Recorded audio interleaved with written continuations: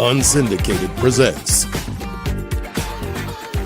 Off the Board, the weekly gambling show. Hosted by Majchrzak and Mike Iavasile.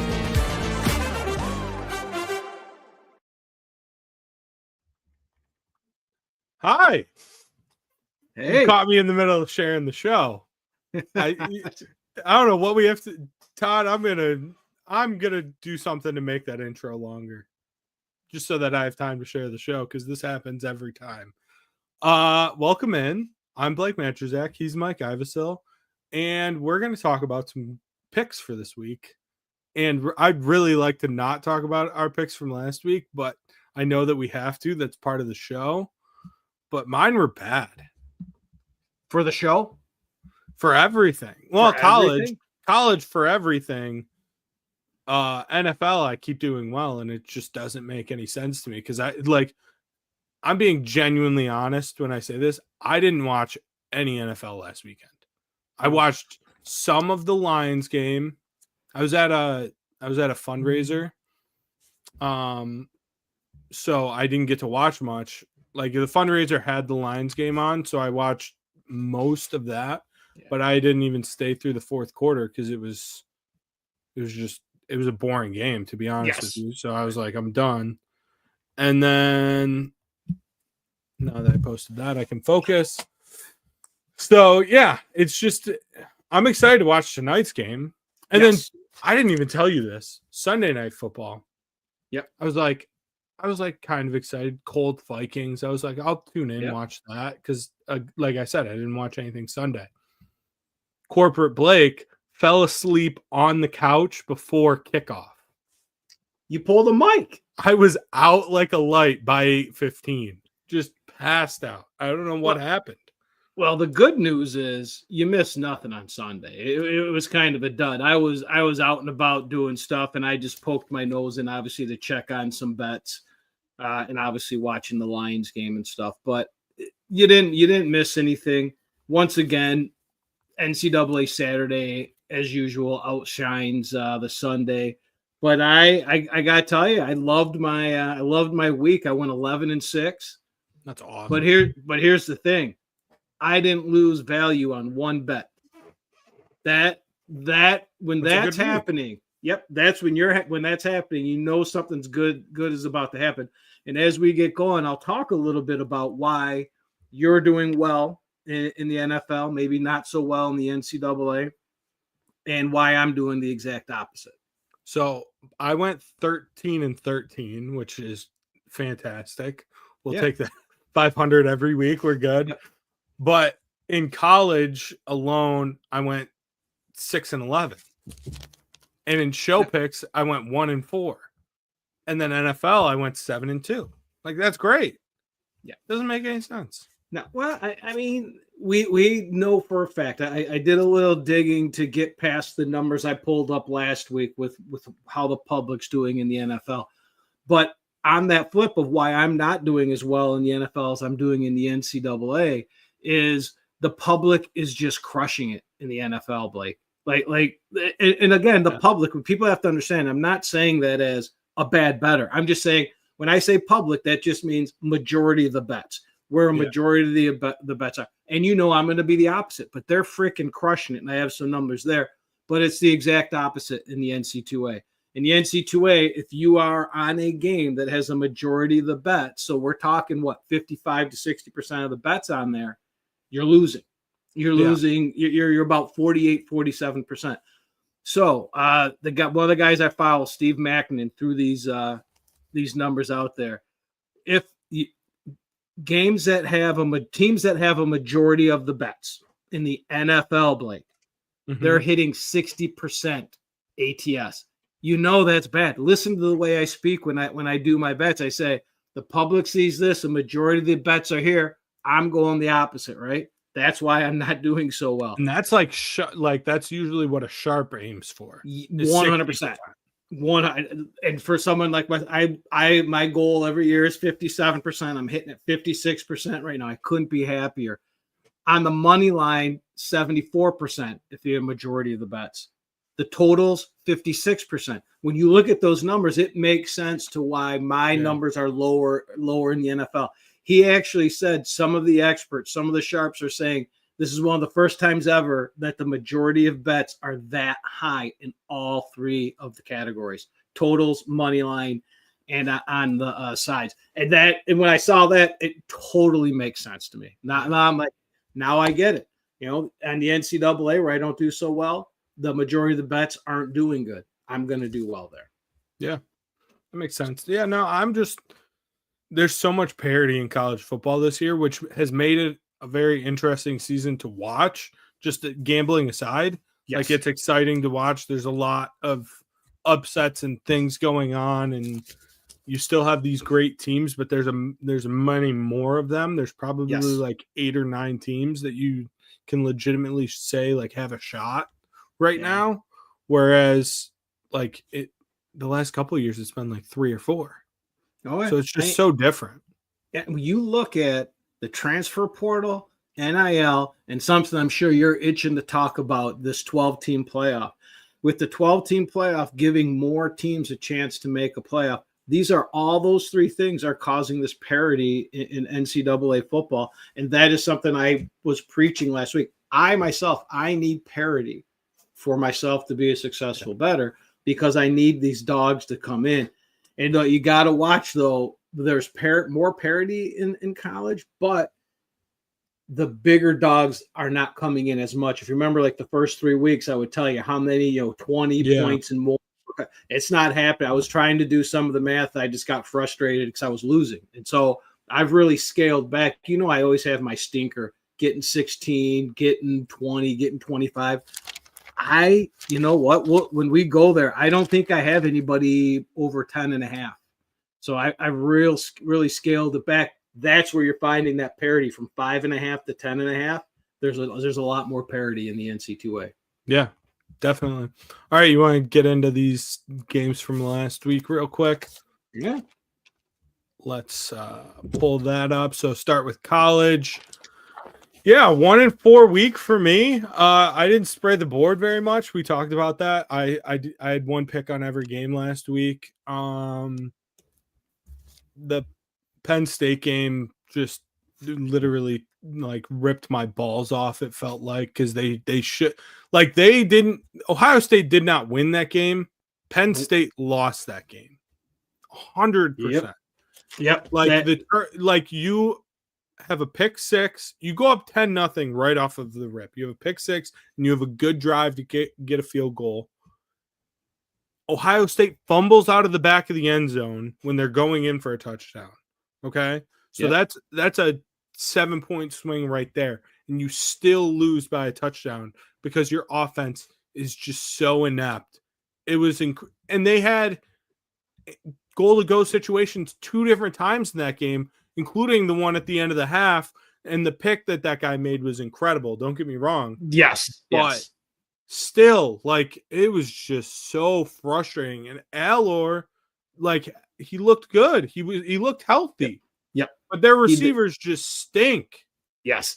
But you also have to get to, they preached it the entire time that this is the offense that James Franklin has wanted. They wanted to open up and all these things, and they just didn't do it. And I think I referenced you in a tweet from Mike Lombardi that said that first goal line set football back 50 years. Like that was awful. There was not one play. Like, again, when you're watching it, just like we were talking about the 2-point conversions with the New York Giants, you can see the confidence in players by how they know they practiced this play and they've had this play be successful before. And it just wasn't there. It was all momentum for Ohio State on that. And that game, again, like you said, Ohio State didn't win it. Penn State lost that game. That was an absolute turd, but I'll take that under. And if you're Penn State, your best player is Tyler Warren.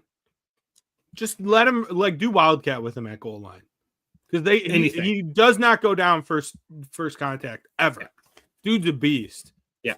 So it was so, and you're motioning an offensive lineman for a double team. It's not even like it's a kick out block. It was so frustrating. Oregon with the last, like they covered right at the end there. Yeah. So how funny was that? I mean, it was predictable. Yeah. It was just, and you know what I will say about that game from a Michigan standpoint, the offense the last couple of weeks is starting to get an identity, and they're moving the ball better, and they're scheming stuff for Colston Loveland and everything. Yep. So like, as shocking as it is, and I know Oregon blew Michigan out, I feel better about Michigan after that game. I really do. Okay. Offensively, I feel better about them. Defensively, like your two best corners were out of that game. Yeah. And Oregon has 3 dudes that will probably be playing on Sundays. Yeah. So you're going to give up some explosives there. And, you know, the explosives obviously led to that overhitting. But Oregon's one of the 3 best teams in the country, and right now they're the number 1 team in the country, and for good reason. They have the best win, everything. So yeah, and they just you've said it like every week about they look like they're playing with their food. They just have to stop it. They have to stop it. Just at some point bear down and just play the game. I thought I was going to get a miraculous under there because that game started out like it was just going to be death. But I'm not mad at it. It's just I would make that bet again. I think if it was a cleaner game, everything goes well. That could have been, but hey, it's not. I like the side that I was on that one. I like the side I was on a lot of these. I think that SMU Pitt game was the only one I could throw away. Yeah, me too. I agree with that 100%. But just real quick, Georgia game, I didn't catch a whole lot of this, but I knew with the turnovers that happened in that game, that's what screwed us on that under because there's a lot of short fields. Yeah, and short field, and the one that was right in, I think it was towards the end of the game in the 4th quarter. The guy, he just threw it right to him. Like this game was going under. I think there's 3 minutes left to go in the game, and he's throwing just a little bit of an out, almost just past the line of scrimmage, and threw it right to him. Then I was even thinking, all right, they're just going to kneel down. Yeah, no, they scored. Like that right there, that was the right side, right bite, right everything. Injury to the quarterback, kid comes in, throws an interception, whatever. I'm good with it. Carson Beck has just looked horrible since that Bama game. He needs really to look. I'm hoping he looks horrible again this week. We'll be talking about that game in a little bit, I believe. And then like we were both completely wrong in that SMU Pitt game. Yeah. Not even and close. that kind of relates to the next game too. Because I thought like Clemson Miami was going to be those were the 2 best teams in the ACC. Clemson obviously laid a complete dud at home. And now it's really SMU and Miami. Yes. That are going to be kind of battling for that ACC crown. So and for that playoff spot. So, you know, we were talking about that, but as soon as we start, Klubnik even looked good in the beginning of the game. Like it was going, and then all of a sudden I didn't even watch the end of the game. And I'm like, wait, what happened? And that place emptied out. Oh, it was sad. It was really sad. So, but I mean, and the way it was I caught a little bit of the beginning of the game because there were some other games I was more interested in Saturday night. But it seemed like it was going to go over at first. There were some points early, like both teams were moving the ball, but it just kind of slowed down. And Louisville went so far up that Clemson just they couldn't move the ball. So it was bad. Maybe Louisville's back. On to the NFL, though. Yeah, let's show this NFL here. Okay, there we go. Who's your daddy? We're both been doing good in the NFL, man. I mean, that Buffalo Miami game, I'll take that as an L. I mean, Miami's just a different team with Tua. I didn't think we would see it as like he played great. Yeah, it's just Josh Allen's and that offense is just rolling right now. But that was a really tight game. Cleveland was never close. We were completely on the wrong side of that. Jameis is going to give us one of those every once in a while. He's going to have a good week. He's going to have a bad week. That was a bad week for Jameis. That was beyond bad. That was humorous. Because I had that one. That was when I was doing the red zone. And just every time they flipped over and showed him, it was an interception. And like I'm like, he could have had 10 interceptions. It was so bad. That was one where that was a total stinker. And that was one of my bets. Like I had that in my account. That was one of the two I lost in the NFL last week. And I got to say, fading myself went 3-0. I should really, really listen and do that a little bit more often. But I can't complain.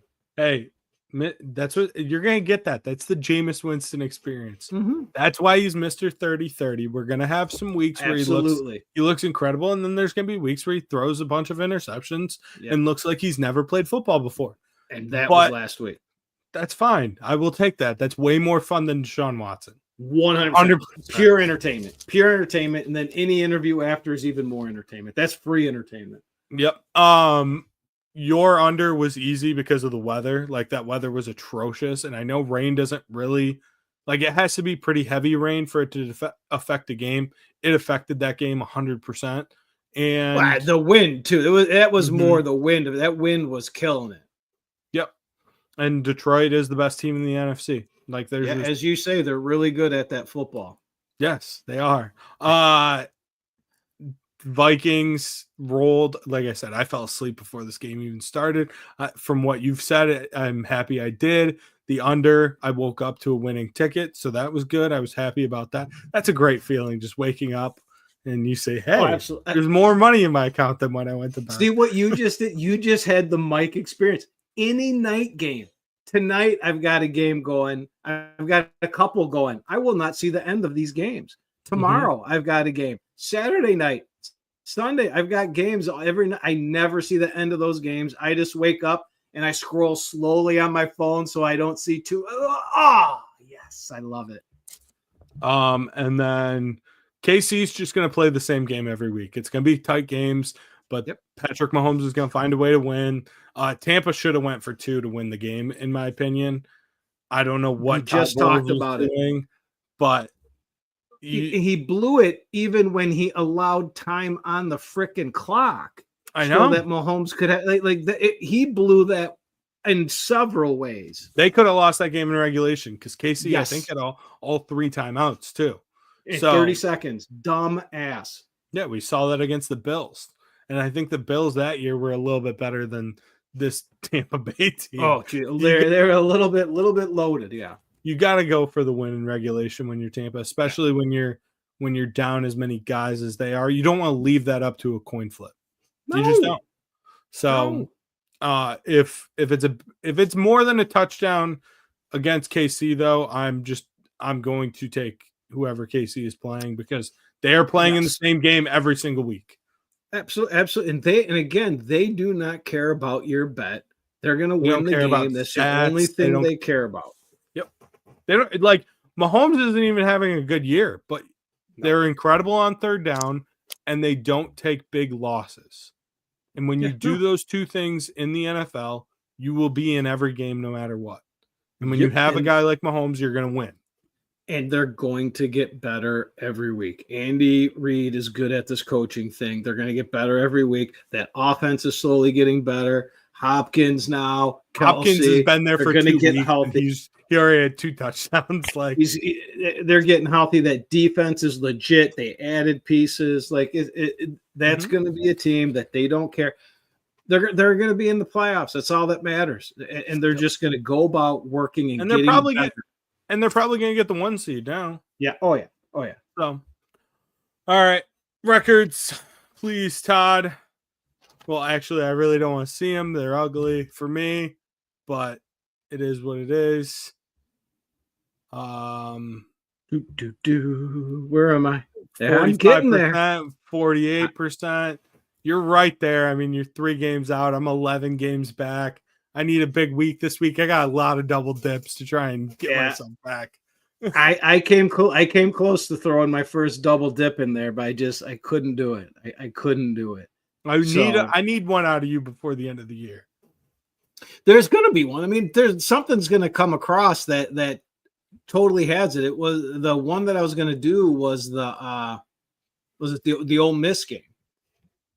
I had decent numbers on both, and just Lane Kiffin big games revenge spots isn't good.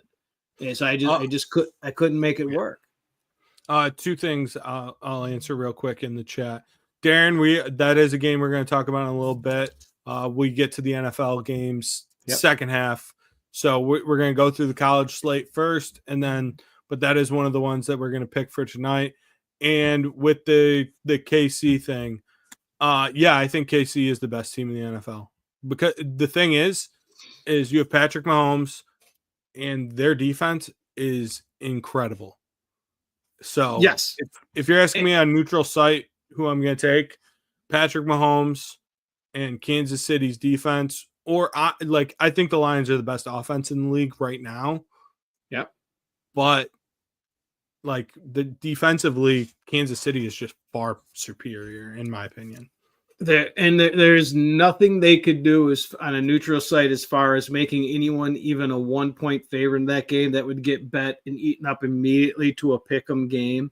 Mm-hmm. The only thing I would hold off on is to see what Detroit's defense looks like since the trade deadline, picking up a rusher, because their offensive line and their defense is serviceable. They're doing only thing they can't do is rush the quarterback. So we got to see if they can rush the quarterback. But other than that, that's a pick'em game on a neutral site and one that I want to see. That would be amazing. My dream Super Bowl matchup for this year, actually, now that I'm not working in radio, I'm like, the Lions can go. I'm fine, whatever. That was the thing with me. I was like, I don't want to be working in radio. And that would have been hell for me that whole week. So now I don't care. But Buffalo, Detroit would be the drunkest Super Bowl ever. It would be incredible. Yes, it would be. In New Orleans. The body slams in the tables, the crap going on down there. And those two franchises that have had their hearts ripped out forever going against each other in the it would be amazing. It would be awesome. That would be good. That would be good. I wouldn't mind that one at all. The Detroit people, as long as Detroit's in there. But all right, we're going to be getting to our bets. I'm assuming next, right? Oh wait, real quick. Devils -3, book it, free money. All right, Sean. I'm in. It's in my account. I'm putting it in, right? Every time Sean gives me a bet, it loses. Every single time. Really? See, he's always been. He went on a run. He went on a run last year of nailing correct scores in the hockey games we were watching. And of course, I didn't put anything on it during the playoffs. Yes. I remember that. Yeah. He's a genius. But do not listen to him if the Montreal Canadiens are involved, because you know what he's doing. Also, I think Sean was first on Indiana. Okay. When I was on off the air with him, he was talking about Indiana preseason. I think I'm in on this Indiana team. And I was like, yeah, I don't know. Who knows how they're going to be. Now they're undefeated. They're probably going to make the playoff. Just from the moment Cignetti walked into that basketball game and gave that speech, I mean, that was worth 3 wins right there itself. Exactly. And now we'll find out this week, though. We will find out this week, and that'll be one of our games that's one of the picking. Games that we're about to be very interesting to see where we go. So how we go, let's see how influenced I can get you on these trends that I found on our show bets. All right. So on the NC2A, again, I've loved this one, Blake. It's actually, since we brought it up about 4 weeks ago, it's been very entertaining. The 2 ranked teams playing, the home team being hitting at 60% ATS. This week you've got Ole Miss, a game that we will be picking, +2.5, and LSU +3, both home dogs. Mm-hmm. One of them is good. Last week was 1-1. This week it's probably at least one of them is gonna hit. On top of that, Ole Miss, they're 6-1, shockingly, to the under. Everyone thinks Lane Kiffin. Everyone thinks over. Last week was their first over. LSU, in the LSU-Alabama game, they're 14-6 ATS in their last 20 revenge spots. Dun, dun, dun. Penn State, everyone ripping on James Franklin, and I would love to see these splits about, they say him in against ranked teams, but when he's a dog versus when he's an actual favorite. He's 18-7 ATS in the last 25 Big Ten games as a favorite. So I think being a favorite and being a dog is a big difference in that game. Not the fans, I get it, right? All right. That's like a Mike Tomlin stat. Yes, absolutely. Same state and everything. Not only do I have a Tomlin stat, I got a new spin on it. Hold on. So to that big Michigan-Indiana game, teams in a revenge spot that have 4 or more wins than their opponent, like Indiana, are 70% ATS. Dun, dun, dun. All right, on to the NFL. We know Tomlin's huge against the spread as a dog, right? 32-12 as a single-digit dog. Did you know this, Blake? 28-6 straight up against rookie quarterbacks. Really? Yes. He owns the defense. They said the defense they run is so complex and changing the looks of everything. It confuses the court, especially that first time they see them, right? Cincinnati, Baltimore, Thursday night games with totals over 50, 22-8 to the under. Yes.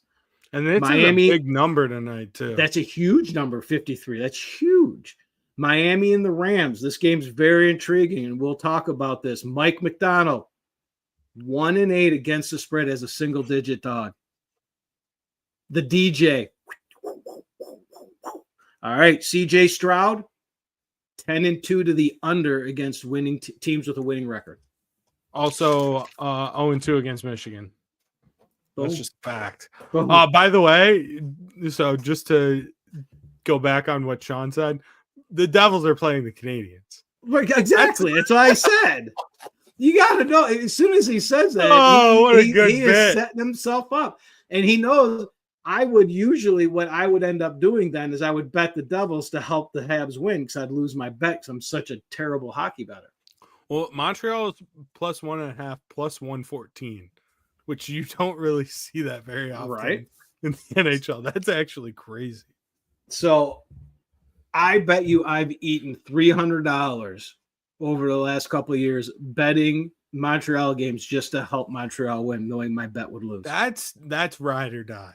Right? That's what it is. Anything for Sean. Shit. I think I got into the Stanley Cup that one year, for frick's sakes. All right, let's get into these games. Let's go. Let's see what we like. Let's see who we can make some money. Hopefully these people are tailing us, Blake. I'm not me lately. Maybe just take the opposite after last week. Hey, fade me. Game 1 is a game that you already brought up. Georgia at Ole Miss. Yep. Georgia is favored by 2.5. The over-under here is 54.5. Yep. I will get us started. I am taking the road favorite. I think Georgia's defense is the difference here. That pass rush, everything about it. I would lean under as well on this game, but the pick that I am most confident in is definitely Georgia. And they have to win out now to make the SEC championship game. So especially there's a scenario, I heard this yesterday. There's a scenario where there's an 8-way tie in the SEC. I can't remember exactly what it was. It was a bunch of stuff has to happen. But I love scenarios. There's a scenario where that happens, and if that did happen, LSU Bama would be playing in the SEC championship game. So it'd be a rematch of this week. It'd be a rematch of this week. Since they put out the first playoff poll, which I love because I love just the conversation that these things start. They're talking about five SEC teams going to get in. They are, yes. Come on. The Big 12 is only going to get one, and the ACC is probably only going to get one. So so basically what we're going to have is a Big 10 SEC playoff. And Notre Dame, yeah. Yeah, well, all for Notre Dame to get smoked in the first round. That team stinks.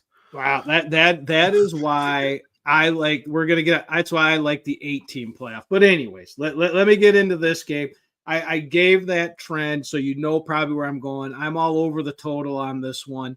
The public's looking at 2 teams averaging 75 points a game, including Ole Miss averaging 41 points a game alone. Now, Kiffin, though, at times gets a little bit too fancy for himself in these games, especially against good Ds.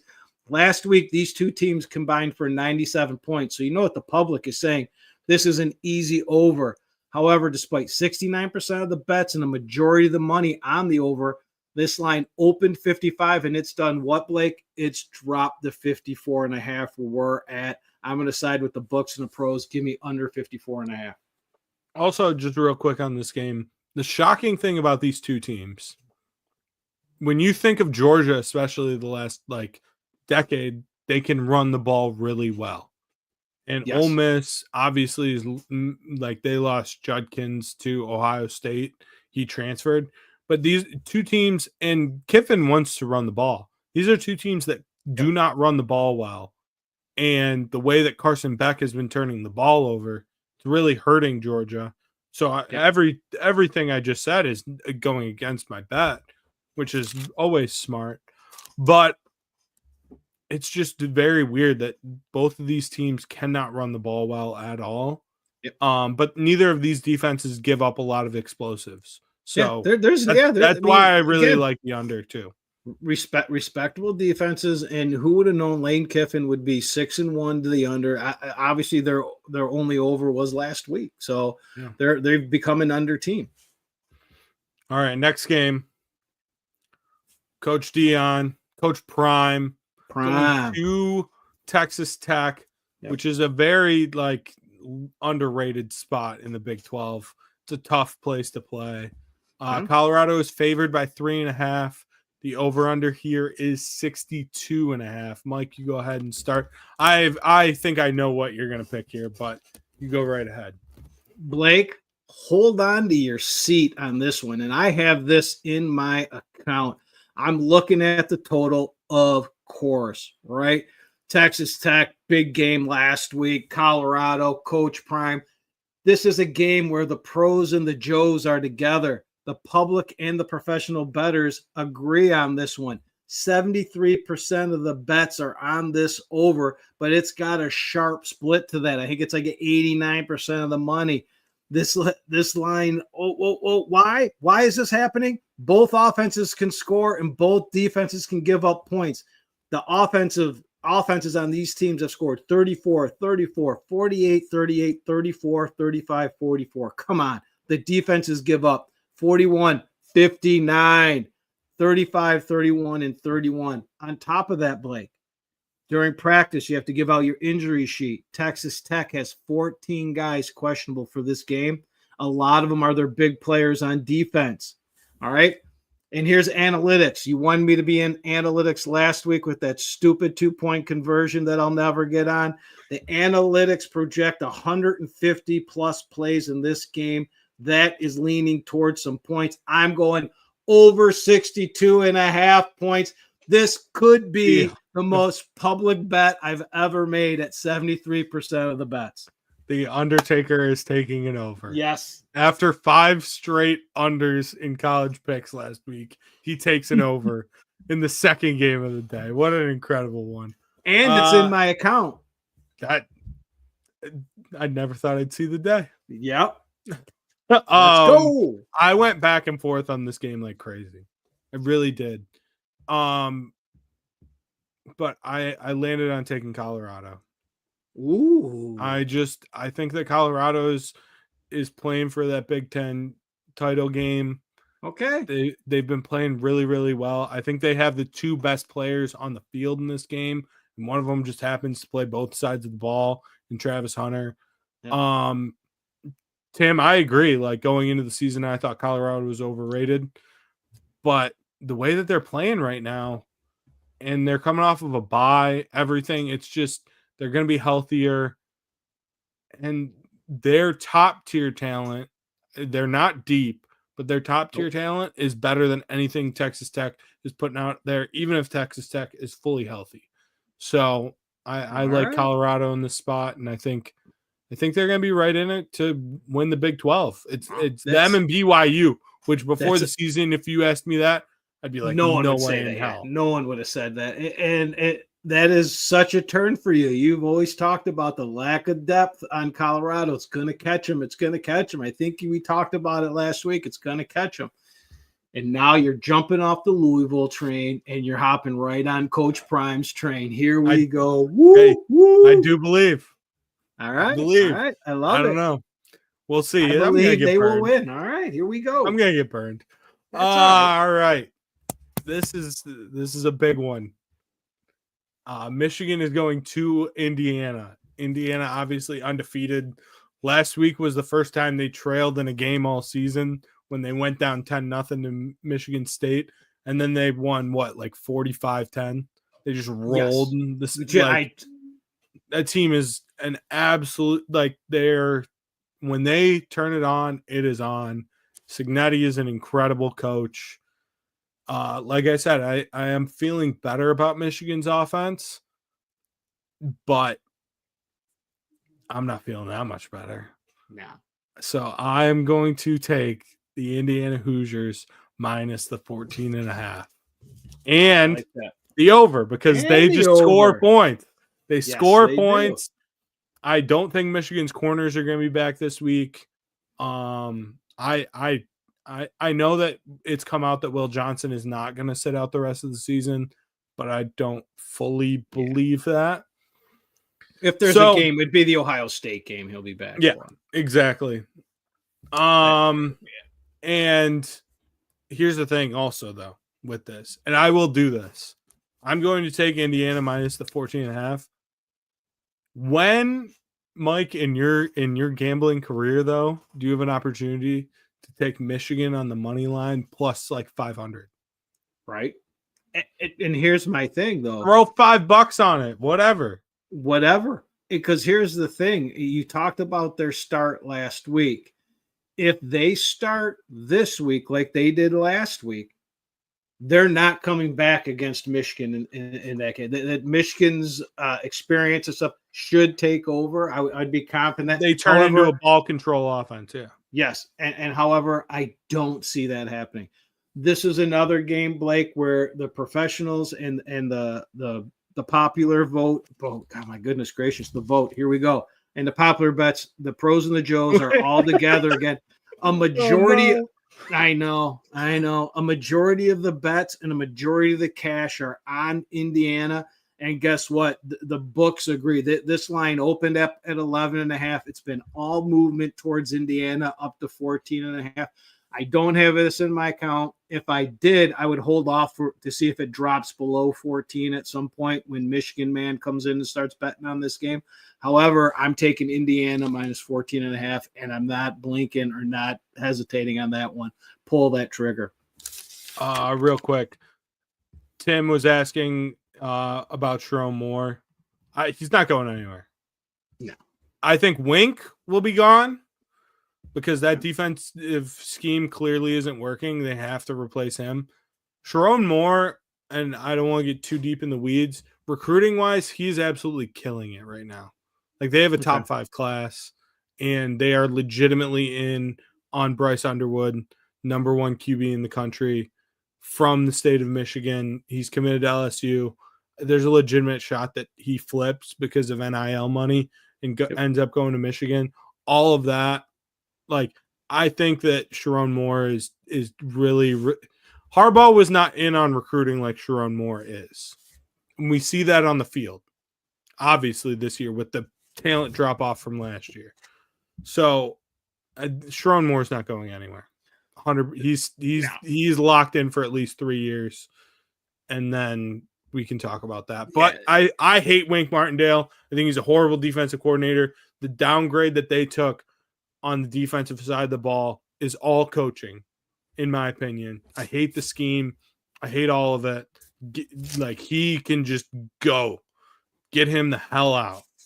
But everything else, I'm good.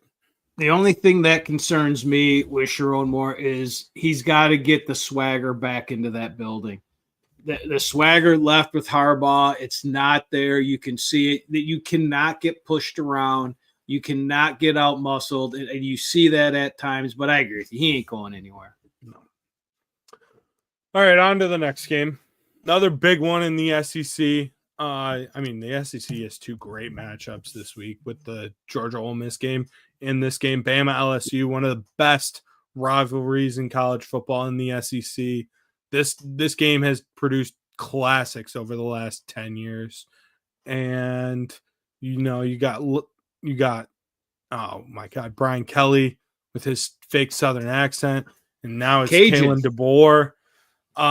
So Mike, you go ahead and start us off on this one. I'm very excited to watch this game. I love this rivalry.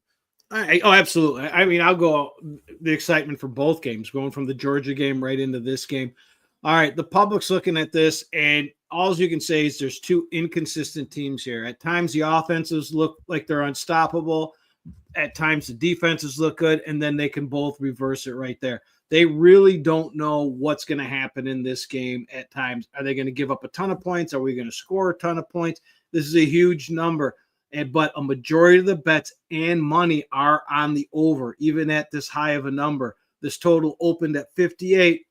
It peaked out at about 58.5 with the majority of the money and the bets on that number. It should be up to, let's just say 60s where it should have gone, but it hasn't. The books froze it. And that line move, it went from 58 to 58.5 in the first 11 minutes that this line came out. And it hasn't moved since. It's been at 58.5. That's a sharp line freeze. The books like their number. I'm going with them. I like under 58.5. I don't hate it. Yeah. Here's the one. This is the one. The one. The ranked on ranked home dog. Yeah. Give me LSU at night in Baton Rouge. That place it's gonna happen, baby. That game is just gonna be incredible, and that atmosphere is gonna be incredible. LSU 100%. Give me the dog. Love it. I love it. I love it. I'll be bring out Coach O. Let him just rile up the team a little bit. Brian Kelly's cranky ass. The greatest voice in the world. He's the best. I miss Coach O in my life so much. All right, and then the last game, I had a hard time picking the fifth game, but I ended up going with Washington at Penn State. This game is going to be on the Cock, just so everyone knows. All right. Peacock exclusive game. Penn State is favored by 13.5. Over under here of 45.5. Penn State, like you talked about before, Penn State's very good against everyone not named Ohio State and Michigan. Give me Penn State minus 13.5. I think they're going to come out angry. Washington's defense is susceptible to some big plays, and Penn State has to get their running game going here. I also like the under a lot, so we're double dipping again. There we go. Let's get this back. So we got to get back to 500. That's all we're trying to do. I love it. I mean, hey, we had that trend. James Franklin as a favorite in the Big Ten is big. He's 18-7 or whatever I said it was. You got to take Penn State, right? And I love that you told me that this game is on Peacock. So when I'm in Lindsay, Ontario on Saturday and they can't find this game, I'm going to tell the waitress to turn on the cock. And there we go. We'll be good. And then you'll get arrested. Boom. Hey, there's nothing better than a Canadian jail, eh? All right. So where are we going with this game? The public sees Washington flying across the country. These Big Ten teams haven't been doing so well going east to west or west to east in this first year of all this travel. They think it's a get-right spot for Penn State, and they know James Franklin's great. He covers as a favorite. However, despite a majority of the money and bets on Penn State, this line has stayed at 13.5. It even dipped briefly down to 13, showing me that the books are good with their number. I'm staying with that number. I'm taking Washington into 13.5. You're just going against your own stats. Yeah. You like that? I do. It's incredible. That's how I make it happen, Blake. That's how I make the magic. All right. Now I got a lot of games to fire through here real quick. So I will, of course I do, because that's how I roll. That's Blake. Blake's rolling with that NC2A. You're going to throw me 14 picks here. Let's go. Friday night game, Iowa -6 at UCLA. I know we talked about the travel in the Big Ten. Iowa's offense is just good. Yeah. Like since the quarterback change, Cade McNamara stinks. He should be deported or something. I don't know. Get him to Canada. Something like that. Go. He's horrible. He is horrible. So, but their offensive has looked so much better, especially their running back, who had an incredible start to the season, now that they've changed quarterbacks and the new quarterback's name is completely slipping my mind, but he's a running threat. So it's opened up lanes for the running back. And I just like what their offense has been doing. And they're an over team this year, which is incredible. Like, they've been covering overs by themselves this year. It makes no sense. Purdue, Ohio State over. I think I have the wrong number here. I wrote down 37.5. There's no way that's right. So now I have to. That's got to be 57.5. I think it's 57.5. Because the line's like 38, isn't it? Yeah, I think so. Now I have to double check. I would love to see Ohio State minus 38, over under 37.5. That'd be great. 53.5. Okay. So you had it totally right. Where did I get 37.5? That is great. You're making yourself feel confident about, oh, this is going to go over for sure. Yeah. Yeah, I like over there. Okay. Texas minus 21.5 against Florida. Florida's got the quarterback injuries. Lagway, I guess, did practice. Okay. So there's a chance he plays. If he doesn't, do you know where the third string quarterback was at previously to Florida? I know he was playing for Georgia last week when he threw that freaking interception that cost me a bet. Yeah, last season he played for Yale. So he's smart. Yeah, but imagine going from playing in the Ivy to the largest outdoor cocktail party. Well, he went from playing Brown to playing Georgia last week and didn't even know he was going to be playing. Texas coming off of a bye too, getting healthy. Quinn, another week of rest for whatever he's been having going on. Yeah. So Texas minus the 21.5. I know it's a bad number, but I like it. Miami minus 10.5 at Georgia Tech. We all remember this game from last year when Miami did not kneel it out. So they got a over under half a kneel for Miami in this game. Oh, I would bet that. They're kneeling. They're going to kneel. They're going to kneel first play on First principle. of all, can't do it again. No. Now, do you know, is King in or out of that game? I have not heard either way. Okay. I've been tracking. I like it. Take Georgia Tech. I like it either way. I like it a lot more if King doesn't play. Yes. Yeah. Obviously. Miami's just going to want to score. Like, they're trying to get Cam Ward the Heisman. 100%. 100%. So if it's if they're up 10 late in the game and they get the ball, they're going to try and score again. So, Army minus 5.5 at North Texas. That's just for America, basically. Yeah. Army's just really good. Army's Army still has a legitimate shot at that G5 spot. Yeah. With the big game against Notre Dame, I think next week at MetLife Yankee Stadium. So they have to keep winning. They have to win big. If they can upset Notre Dame, which I don't think they will, they have a chance though to pass up Boise because that's a better win than Boise's had all year. Boise's best win is a loss against Oregon.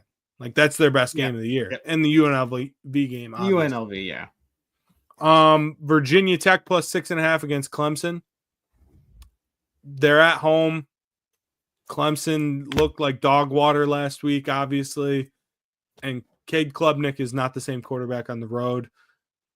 This, I would wait on this one until Saturday, even if the line gets, a little closer. Thing is Virginia Tech's quarterback Drones, he's been battling an injury. If he doesn't go, I would not take this. Yeah. So I would wait until Saturday morning to decide on that. But if he's going, I would take Virginia Tech, even if it gets down to like 4.5, 3.5. I like it. Good advice. Good advice. Vandy plus 3.5 against South Carolina. Why is Vandy? Like, they should be favored at home. I understand South Carolina came off that big win against Texas A&M last week. Vandy's just really good. I'm not going to bet against Diego Pavia. What an incredible name, too. We talked about this. I pulled off it. There's no way. I was on South Carolina. My numbers say take South Carolina. I said, I cannot go. Vandy has cost me. Vandy just went on the road and like Auburn's not good this year. I understand that, but still, you went on the road as a 7.5 point dog and outright won. Vandy's just good. They are People good. Yep. Maryland, Oregon over 57.5. Oregon could put that up on their own if they don't take their foot off the gas. But Maryland has been playing a little bit better. I don't think that they've completely quit on the season. That USC game obviously helped them.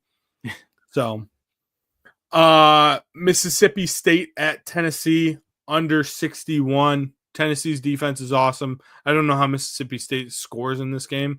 That's the tough one. The only thing is if Tennessee's offense finally, what are we in week 11? If their offense looks like it looked the first 3 weeks of the season, if they can somehow turn it back on, this game will go over. I don't think it will, but I believe in Tennessee's defense enough. And then last but not least, we got the Holy War, BYU at Utah. Utah stinks. BYU minus 3.5. I know they're a road favorite, but BYU, keep it going. All right. I'm still waiting for that time that me and you go head to head on one of our in-account bets. It hasn't happened. So here I go. I got the Colorado Texas Tech over in my account. Tonight, I'm going with a game. It's my first Thursday night game here. I'm going to the App State Coastal Carolina game. The public's looking at this game. They say, hey, these teams are kind of evenly matched, but they're willing to lay some points with the better Coastal Carolina team. However, despite 57% of the bets, this line opened with Coastal Carolina as that favorite where they were trying to lay it. It has flipped. Now we've got App State minus 1 point. We've got a dog to fave situation. And guess what, Blake? I took it early. I've got App State at plus 1.5. I would advise at that -1. Now just take App State on the money line if you want to. But I've got them at plus 1.5 tonight. Now we go to the beat. By the way, we were very close because I almost took Coastal. I was going to put Coastal on my, but I just stayed away from it. We're getting there. I think you had about 3 bets I was looking at. So next, I'm going to go down to the BC Syracuse game. The public looks at Syracuse, so the better record coming off a big win against what? Virginia Tech, right? They beat them Hokies. All right. The public sees that. They're all over it. They think that the wrong team's favored here. BC has also lost 3 straight games. However, despite a majority of bets and money on Syracuse, the book has sided with me, and they've gone from, whoa, I take another dog to fave here. Virginia Tech was -1. BC is now -2.5. So I got them at -2, so I still have a little bit of value there. So BC -2. Now Friday night, we're going to this one. I don't know why I do this to myself. I'm going to the Rice and Memphis game. Memphis has just been good to me, so we'll see. Maybe they'll get some payback. The public sees Memphis with a better offense, the better record, and they're willing to lay the big points at home with Memphis. However, despite 67% of the bets, this line opened at 10.5. It's been as low as 9. I got it at 9.5. All movement has been towards Rice. I'm going to side with that reverse line movement. I'm taking Rice plus the 9.5. Going to one that I literally, Blake, I tell you, when I bet, sometimes I've got no idea who I'm taking. I've got no idea about this team, so you can tell me about them. I'm going to the San Jose State, Oregon State game. The public sees 2 pretty evenly matched teams, and they're willing to lay the points with the home field advantage in Oregon State. Despite 68% of the bets, though, this line opened at 4 and has dropped to 3 and has stayed there and hasn't even bopped back up to 3.5 from what I've seen, all in favor of San Jose State. More reverse line movement that I'll take. I got San Jose State +3, Blake. I don't know. We'll see. Another one. You can tell me about this one because now I'm going to the troops. I'm taking an academy here. First time going to the Air Force Fresno State game. The public thinks that this is an easy cover for that Fresno State team that gave the big bad Michigan Wolverines an early run this year. However, despite a majority of bets and money, this line opened at 11. It moved in favor of Air Force to 10. I took it at 10.5. It's frozen at 10. I'm going to take this, and Blake, I'm a sucker for this. Air Force offense and defense stink. I seem to have one of these bets, at whether it's Kent State or Air Force. I take it. I'm a sucker for it. Give me Air Force plus 10.5. Did you have Kent State earlier this week when they got shut out again? Oh, no. I had them last week, though. I had them last week where there was no – I think they went up 10-0. There was no reason they didn't cover. It was 2 weeks ago I had – like, come on.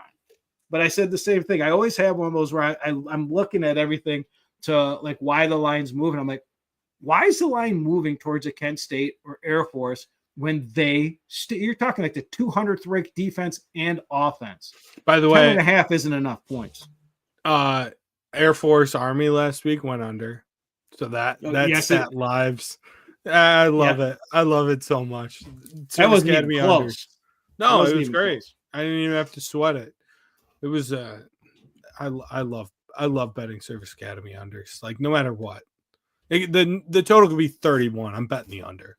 Yeah. On to the NFL. Well, you're good, right? I'm good. Yep. Okay. All right. And it with a bang, Air Force, baby. Love it. On to the NFL, where I win games again. Where Blake is sharp as hell. So to start off, game tonight. Yep. Starting in about 40 minutes. This is your pregame. This is it. Yeah, right here. Baltimore's favored by 5.5. Yeah. I don't. This one I'm kind of betting with my heart, not my head, if we're being honest with you. So if you're betting with your heart, I know where you're going. Yes. Give me Joe Burrow plus the 5.5. That's it. They have to win. They have to win to stay in the playoff race. They can't afford a loss here. I know how good the Ravens are. But they have to win. And they did trade for a running back, so who knows? Yeah. And I took a screenshot. I got something for you here, Blake. Let's see. I got to get that. I took a screenshot because I knew I'd forget. So with this, everyone loves the Ravens. They think the Ravens are great. The Ravens are only 14-1 in their last 20 games against the spread when they're laying 6 or more points.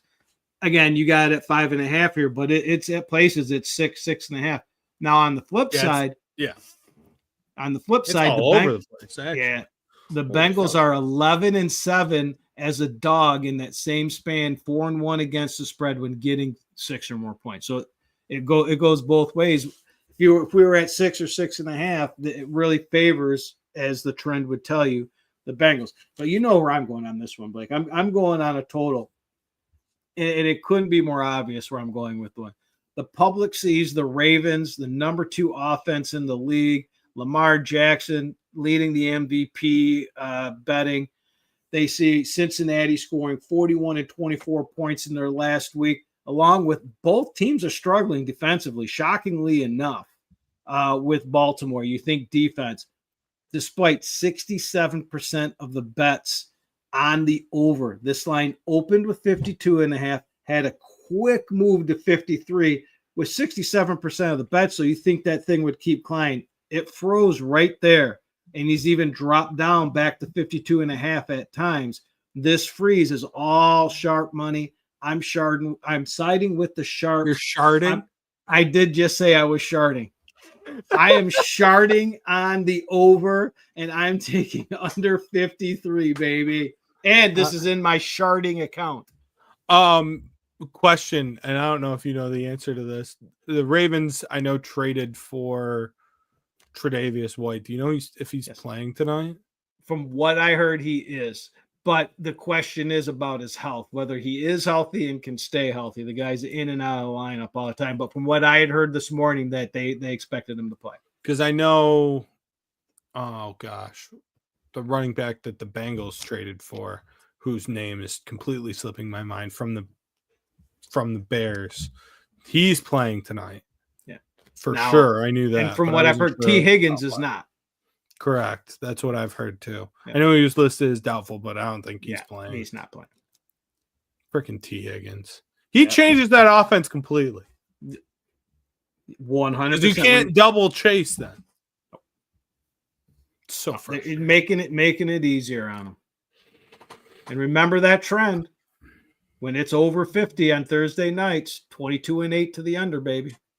Love it. I'm gonna take that right when we're done here. So thank you for that. Here we go. You are welcome. Next game, Commanders, Steelers. Steelers and the Commanders are favored by 2.5. Over under here is 45.5. Mike, you go ahead. All right. Hey, this is an obvious one. The public loves themselves some Jaden Daniels, and they think that this line is way too short for the seven win Commanders. And the books agree. They moved it from 2. It's been as high as 3. We had at 3 at one point, back down now to 2.5. However, the pro money is siding with Tomlin as a dog, as always. I gave you that stat, and against a rookie quarterback. I'm taking the Steelers and the points. I like 3. I'll take 2.5. We're gonna fight this one out because I got Washington. Here we go. All right. Here we go. I believe in this Washington team. I think if it was Pittsburgh at home, I would agree with you, but the spread also wouldn't be what it is. Okay. But I think Washington's just the real deal, man. Like, their offense has just been so good. Daniels has been playing at, like, you could argue Daniels is playing obviously at a rookie of the year level, but also like could be an MVP candidate if he stays where he's at right now. He's been playing that good. Yes. If you are having a conversation about the MVP and you're not including Jaden Daniels, you're mistaken, especially if you're including Patrick Mahomes. You know, he's not having a great year. I get it. They're 8-0. But he's not the most valuable on that team. You can even argue Jared Goff isn't the most valuable on his team. That's a team effort. That offensive line is probably the MVP there. You take Jaden Daniels off this Commanders team, this team is done. Yeah. You've got to have that conversation. He's got to be in there. I'm not even going to I think Josh Allen and Lamar Jackson right now are 2 stars that are should be as the front runners at whatever they are, plus 250 each. On it. Jaden Daniels at 10 to 1. I don't know if they'd give it to him because this is the way the league works. He's going to get rookie of the year. That's basically his MVP. I even look at it as, if you want to bet on that, you look at Josh Allen because they like to give it to the new guy. He's earned it. Lamar's got his too. It's his time. You know, I'm still hoping that those 2 lay an egg a couple times so I can use that value I have in my Jared Goff bet. What's Goff at now? 7 to 1. And what did you get him at? 40. Pretty good. But those guys I don't hate Goff for MVP. Like, if you're he's there. 80%, yeah. Like, that's incredible. They get the number 1 seed and they go 14-3. He's getting it. I mean, or he's going to be right there. And that's what I need is Allen and Lamar to lay an egg. So they drop down to about 7 to 1, and I can start dropping money on them. And that's what happened last year. I had Purdy at 25 to 1. Lamar had a couple tough games. He went to about 9.5 to 1. I grabbed him at 9.5. Then the Purdy Baltimore game happened, and it changed the course of that MVP race. Yeah. All right, next game. Yes. Buffalo at Indy. Buffalo is favored by 3.5. The over-under here is 47.5. I got a double dip here for you, my friend. I have the Bills minus 3.5, and I also have the over here. Yeah. All right. Go ahead. Like, if you can get 2 bets out of this game, I bless you. This game just stinks. This line just stinks. I literally fought this one for about 15 minutes and I couldn't come up with anything. So I, of course, being who I am, I look at the total because the Bills minus 3. The Colts are awful. They stink. Joe Flacco's their best chance to win, and he's just 150 years old. It's just not going to happen. 3.5 doesn't make sense. But of course, all my numbers point towards Indianapolis. I can't take Indianapolis. That team stinks. The team is boring. Their coaches stink. I'm looking at the total though, because the numbers made sense. The public's looking at Josh Allen. He's an MVP candidate. They're putting up close to 30 points a game. They're playing a struggling Colts team. They're thinking the Bills could put up a good 35, the 38 points here on their own. They just need 10 points out of the Colts to go over. Despite 60% of the bets on the over, this line has never moved off 47.5. I don't understand how this line's at 47.5. Give me the under. I'm siding with the books and the sharp line freeze. You know what's crazy? The Bills team total is only 25.5. See, Blake, this is why people should love us. That is such a good find. If you like anything in this game, if you like Buffalo in this game, you take over 25.5. Yeah. If you like the over in this game, you take over 25. That has to come in under for me to like to see. I mean, because you're looking. So for that to go over, what's Indy's? 21.5. You take the under like that. There's no way they score 21 points against Buffalo. Again, I haven't looked at everything, but your eyeball test would tell you that. Yeah, no, I agree. But I don't think there's many games they've scored over 21 points this year. I've got to see this. I thought I looked at that. I'm going to look right now. But yeah, that's just because I was like, I actually really like that team total more than Buffalo and the over. I like team total over 25.5. Buffalo's going to score 28 points in this game. Right? So they scored. Yeah, well, absolutely.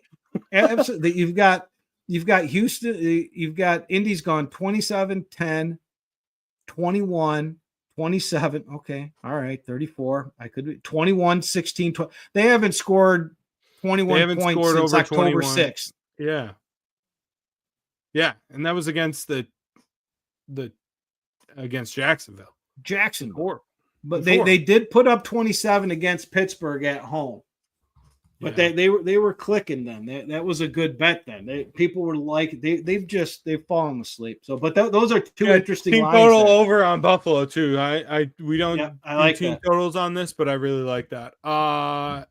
Next game, we got totally distracted. That for a game that you think stinks, we talked way more about that. I mean, but you got to see. Here's the thing, though. You find a nugget like that. That's like me saying I always make my bets off the alt line menu. You always find little nuggets in there, and then all of a sudden you're looking at this game that this line doesn't make sense, and you're like, wait, Indianapolis team total 21? No way, not against Buffalo. Yeah. Buffalo 25. Come on. Sunday night football. Detroit at Houston. Detroit is favored on the road by 3.5. I don't know if you know this. I know you like to dabble in this.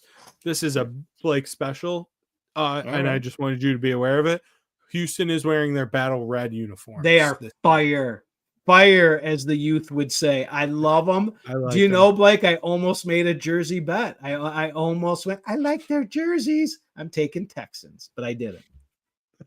And the over under here is 48.5. Mike, you go ahead. Get us started. All right. This one again is very simple for me to see where the popular bets are coming in at. They see the number one ranked Lions offense, and they still have love for CJ Stroud. They still remember last year. This guy was the Jaden Daniels of this year. You know, last year they were talking CJ Stroud for MVP, right? However, he lost his buddy Nico. And since he's lost his buddy Nico, it's been a different story. So these bets, because as of this morning, I was trying to wait it out. He was still iffy. They liked what they saw, but they didn't like what they saw. They want to take it cautiously here. They've got a decent enough record. They can take another week, right? However, 73% of the bets are on the over in this game. And this total went, and the books agree, this total went as high as 50.5. So since it's been at 50.5, though, even with 73% of the bets, that line should stay at least 50.5. It started to tick down, so it's gone back and forth. I believe that's the Nico Collins effect.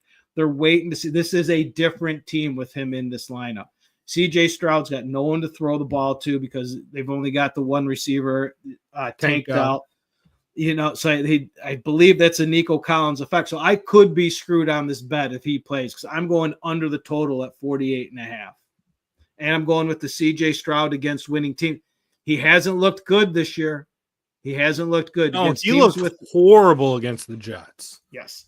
I mean, Yes. I think he was at like below 30% completion percentage in that game. And it was He bad. looked It was bad. It was bad. It was bad. How many And I times would did he get sacked in that game? Like 9? yes, and under pressure all the time. I thought he was going to get hurt at one point, but that's more of what you can expect if Nico Collins is not in that game. Nico Collins in this game changes this game.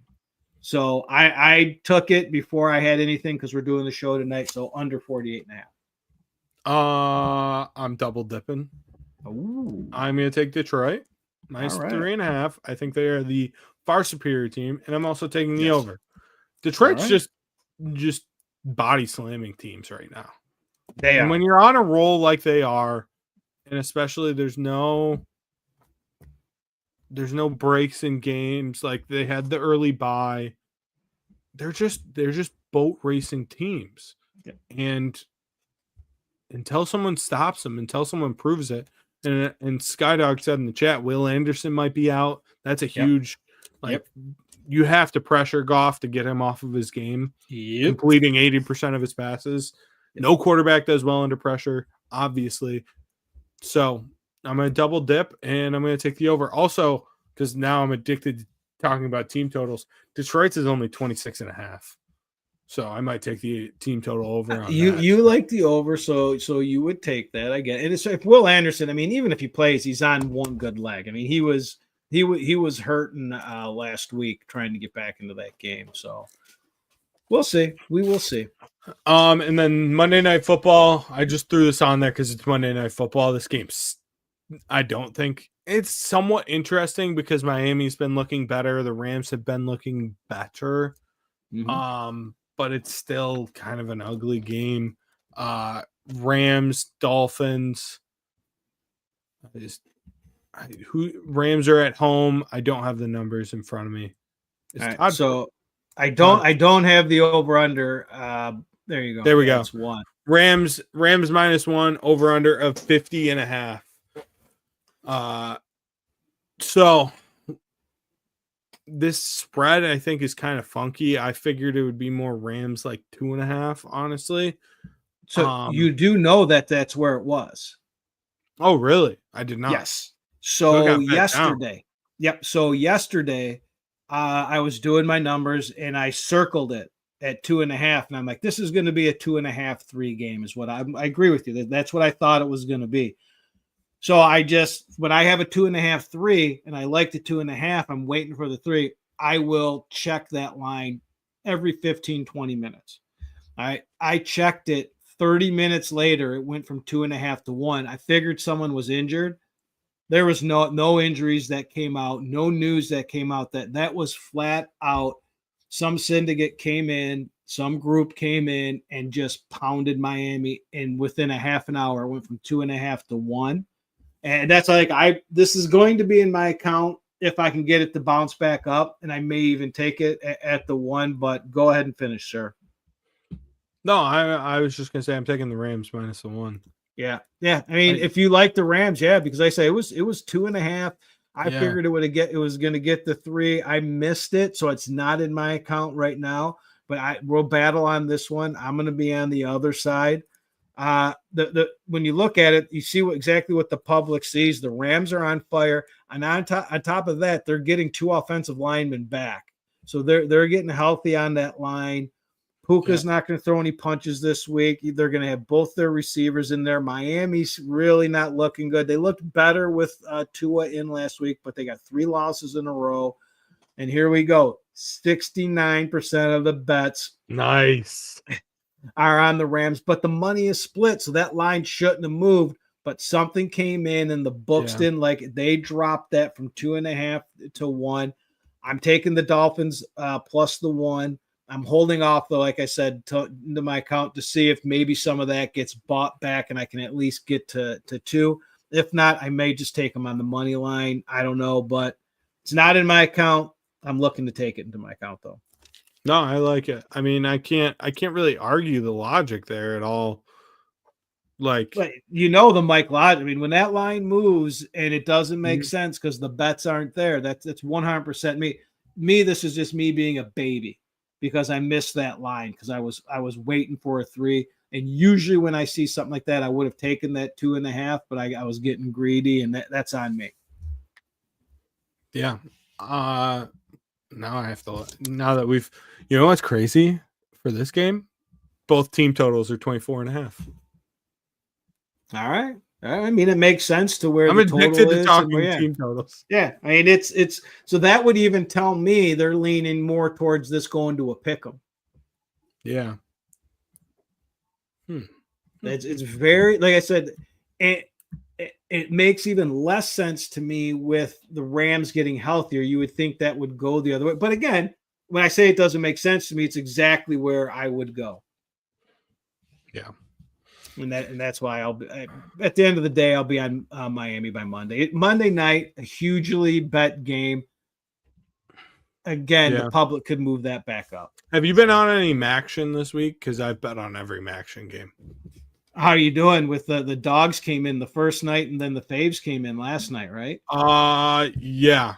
And last night I lost both. Okay. And then the night before I had the over in the Ball State game, I believe it was. Now I have to log into my account and look. Yeah, it was a rough night. Yeah, so okay, I had the over 52.5 last night in Kent State, Ohio. Kent State doesn't score any points in that game. It was disgusting. It was gross. And then I had Western plus the 2. I figured at home plus 2. Northern just boat raced them.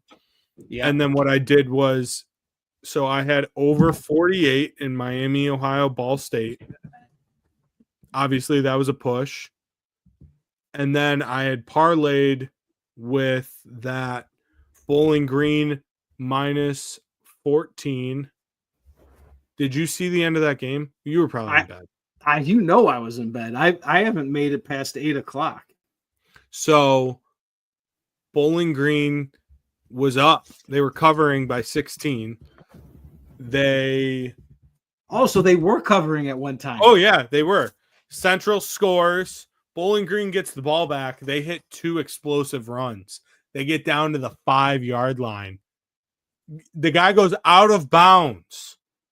So the clock was stopped with like a minute 15, I want to say, left. They fucking kneel it out. Okay. So I was pissed. I'm glad you told me this, but I'm mad that you told me this. I'm glad you told me this because I can tell this story. I'm mad because of what the story is. So I would say 4 or 5 weeks ago, I was listening to one of the many podcasts that I listened to. These professional bettors were talking, and they were talking about Central Michigan. And they said he couldn't speak on it. Literally, Blake, he said, I cannot speak on it, and I cannot give you details, but something is going on with these Central Michigan games. I've heard that too. You've heard that the lines have been wonky, and if you watch, so I haven't done anything with them, but I've watched them, and the lines move. Like this one even went from, I was looking at it was like 13 or something. And before I knew it, right before game time, it jumped to like 16.5. Let's say. But the endings of the games and feel like he's like, I just can't give you details, but there's something going on at Central Michigan. There's been multiple people I've heard that from. There's been that fits right into it. That fits right into it. So I know I've stayed away, but that's funny that I would have been going crazy if I seen that, thinking like, my God. All right. So let me roll through. I'll roll through mine real quick because Austin actually brought up one of my picks, Jets Cards. He's got the Jets, but he's nervous, thinks the Cards might be good. I agree with that 100%. The thing is the Jets need the win more than the Cards. The Cards could lose this game, and because the West is so like mediocre from top to bottom, I think the Jets need this game, and that offense we started to see kind of get rolling last week. So I actually have the Jets minus the 1 at the Cards. I don't love it, okay, but I like it enough. Especially the travel thing is what scares me. But and then my other games, I like the Patriots plus the 6.5 against the Bears. I just think the Bears are a dumpster fire right now. They shouldn't be favored by 6.5 against anybody. Eberflus is so bad. That team is so talented on both sides of the ball. Legitimately. Like roster-wise, I think that they are incredible. Eberflus has lost that locker room completely. And that was a question I know we got to get going that we can talk about is trying to bet around some of these coaching situations. I mentioned to you, I love Jacksonville. Before the Lawrence injury, I was all over Jacksonville, but I couldn't bet them because I think that team's about ready to quit on them, just like the Saints quit last week on Allen before he got fired. And that's what happens. They have that big game where there's no effort from the team. This could be that game from the Chicago Bears, and the Patriots come in here and win, and Eberflus is gone. Yep. And I'm a big fan of Pardon My Take. I listen to it every week. Now that I'm not commuting, that's going to be a little bit tougher, but still. And Big Cat from that he's a Bears guy, like through and through. Yeah. He was talking about it. Their last 3 coaches. So they had John Fox. They drafted Trubisky. Fox gets fired. And then they hired what's his name? That's the Chiefs offensive coordinator now. Nagy. Nagy's around Trubisky. They then draft Justin Fields. And then so Nagy's there for a year with Fields. Then they fire him. Like it's a revolving door. Yes. Like there's no consistency there. It's horrible. So, and then it's going to happen again with Caleb. Yeah. And the thing is if the Bears can get Ben Johnson, which I know everyone around here would hate because we all love Ben Johnson. He's incredible. Ben Johnson with Caleb Williams would be awesome. Yep. It would be absolutely. They just got to give him the money in the term, and they'll have him. Broncos plus 8.5 against the Chiefs. Like we talked about earlier, if it's more than a touchdown, I'm taking whoever the Chiefs are going to play. I understand. Like, I don't think the Broncos are very good. And I especially a rookie quarterback going against that defense, but they're just going to play in tight games all year. It's just how it's going to go. Falcons Saints over 46.5. Those two teams just playing wonky games. I know how bad the Saints have looked. Obviously losing to Carolina last week. Like the Saints are a train wreck as well, firing their coach, everything. Yep. But these two teams always play in high scoring shootout games in my mind. Bucks plus 6 against the 49ers. I just think it's too many points. And we saw the Bucks are still a good team. Like Baker is going to keep them in games. And then my last one is the Titans Chargers under 38.5. I think those are two very, very, very good defenses. And I was shocked to see the number that high. I thought it would be like more like 35.5. Yeah. So one of those low NFL totals. Blake's line value sees that at 35.5, 38.5. I'm getting 3 points. I love it. I love your value. I love Blake value. Blake closing value. I love it. All right, let's see. I'll get through these real quick. I've got the under tonight. Most likely I'll have the Fins in my account. I'm going to the Vikings-Jaguars game. I said I was looking at the Jaguars. I couldn't get myself there because of Peterson. I think he's a lame duck coach. I think he's going to be gone. I'm looking at the total. The public's looking at streaky offenses that are scoring 30, 31, 30, 32 points 2 of the last 3 weeks. Each of these guys, they think this is an easy over. They've got 66% of bets on the over. However, it opened at 47.5. I grabbed it at 47. I've seen it as low as 45.5. There's some of that Blake value in that. I'm siding with the under there and that reverse line movement. I'm going to that Saints-Falcons game, right? I'm going there. The public sees a hot Falcons team coming off 2 wins. The Saints have lost 7 in a row, including last week to Carolina that cost their coach a job, right? 87 of the bets are on the Falcons, but this line hasn't moved off the 3.5 battle. It should be the 4.5, right? Give me the Saints at plus 3.5. and I don't care. Home dog, baby. The Denver KC game that you're on, I'm going to the total. The undefeated Chiefs, MVP candidate Mahomes, playing a Denver team that scored 30 points but just gave up 41 to Lamar, right? They think this is going to be an easy over. They've got 65% of the bets and the majority of the money on the over. However, it opened 42. It's dropped as low as 41, but it's never budged past that 42 is towards the over. I got under 42 in that game. And like Blake, that's it. That's it. I'm light in the NFL this week. I was shocked, but again, some of the lame duck coaches scared me off.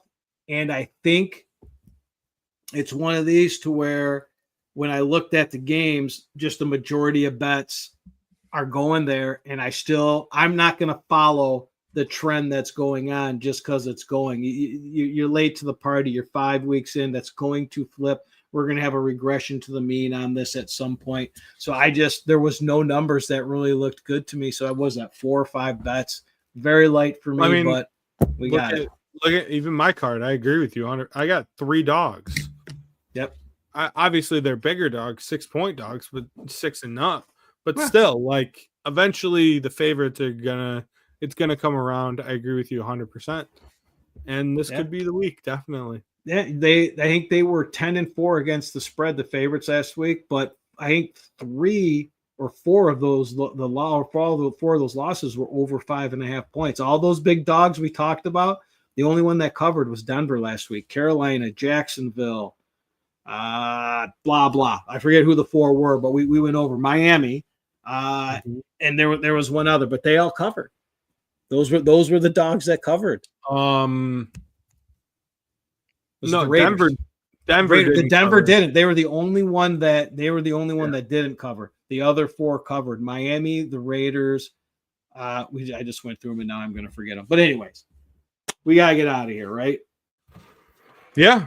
Well, Todd already left. He said. Oh, he already left. Yeah, he was like, "F you guys, I'm out of here." So, all right. I was going to ask bad. Real quick, one other thing I want to ask you: do you have any Heisman? Are you in on anything? I don't. I was late to it on there because you know what I like to do. I like to see the big guy coming down. I missed a couple opportunities on Travis Hunter when he was 40-1. Even when me and you went over it a couple weeks ago, I said he was at 18-1 when he was nursing a sore shoulder. That when you can get them at those numbers, then you can buy in on, and it's an ever moving. Whoever has the big win or the loss, Genty was all the way up. Now he's back down to like 8 or something. So, but I don't. I was late to the party. I realistically think there's only 3 guys that can win it. It's Ward, Hunter, and Genty, and that's it to me. Because none of the other quarterbacks have done anything. Yeah, and there's no, and the only one on there that wasn't at a big number at some point was Ward. Ward, a decent number, but he's always been one of the guys that's up there. I don't know what he opened at, but Travis Hunter was a huge number when it came out, and Genty was, I think, 150, 200-1, as the season got started. So if you could have got those numbers, then you have all that value. I don't see anyone else in that race. I really don't. Could a Jackson Dart, could one of these guys that you're gonna have to win out though. You literally have to win out, but then you also have to make the SEC championship game. And I just don't know what these possibilities are. The only other one would be Milroe, just because of his stats are crazy. But I don't know, man. Like he would have to, like you said, he would have to win out and have some incredible performances. Yeah. And the way they utilize him, he's just bound to deal with injuries. Like not like out of the game injuries, but just like lingering, nagging stuff. So that's why I think it's those 3 and everybody else. And I think the numbers are bearing that out too. Everyone's kind of really fading away, and there's just not enough big games left. And the guys that are in there have big games left, or are going to be undefeated and going to be in the top 4. So, you could see Cam Ward fall right out of it this week. Yeah, 100%. Georgia Tech, King gets healthy, gets in that game. They don't lose kneel against it Georgia out. Tech. he's down, and then it's Travis Hunters, and then your Colorado Buffs. They could at any time they could fall off that train, and now Genty's back in it. Even though it seems like teams think they've got them figured out, there's a lot of money. Yeah, there's a lot of money on. I should know who they're playing because I was like Nevada this week. There's a lot of money on Nevada this week at 24.5. So have they figured them out? Are they going to keep them to 120 and 2 touchdowns and stand a chance to win on the Smurf turf? I don't know. That's crazy. That like holding him down is 120 and 2 touchdowns. It's awesome. But that gets into at some point we'll be talking, I'm sure, about the playoff. And I'm not a big proponent of little brother getting in. However, this is a situation that if you can put Genty against a defense, like let's say in Ohio State, I want to see that because that's going to be all telling for whether they win or lose. I want to see that. If they didn't have Genty, Boise State could get lost. Penn State, Boise State would be an incredible game. Yeah, that's what. Just can he do it against them? Can he carry that team and keep it close and get 120 and 2 touchdowns? Then it's like, all right, this kid is for real. I think that I think Caesars does it where you can like put in like what would this line be on a neutral site or whatever. Okay. I would love to know what that line would be. I would guess it would be like 11.5. That would be my guess. But I would take Boise in that spot 100%. Yeah. Oh, well, yeah. You have to. But we'll see. It'll be get there. At some point we'll block off some time and we'll have a chat about it. Yeah, once the season starts wearing down, conference championship week, Army Navy week. I can't wait for Army Navy. You love it. Army Navy this year is going to be an incredible game. Like it's not even just everything else. It's just going to be a very good game. Those are 2 awesome teams, and I think that total might be a little too high with those 2 offenses. Okay. Yeah. Well, and there could be something to play for there too. So watch out. Yeah. So that'll bring a lot of stuff to it here as Coastal Carolina is about to shove it up App State's butt real fast here. I liked Coastal in that game, but I didn't want to do that to you. Thank you. Thank you very much for not taking free money. All right, let's get out of here. We'll see you next week. Friday, most likely. Obviously, it depends on your schedule, Mike. But yeah, and probably around the same time. 6:30 start time is good for us. So that is perfect. That is good. Like I say, I stay sober and I'm good. My numbers come out right. Beautiful. And we'll see everyone next week. Check out.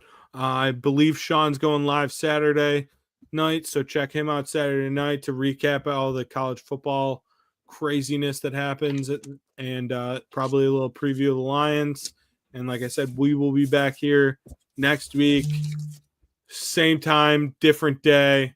And thank you everyone for watching, listening. Yeah. And Todd, thank you for everything you do on the back end, and we will see everyone next week. You've been listening to Off the Board. Tune in all throughout the football season for weekly picks and insights. Subscribe to Unsyndicated and Off the Board on all your favorite social media and podcast platforms.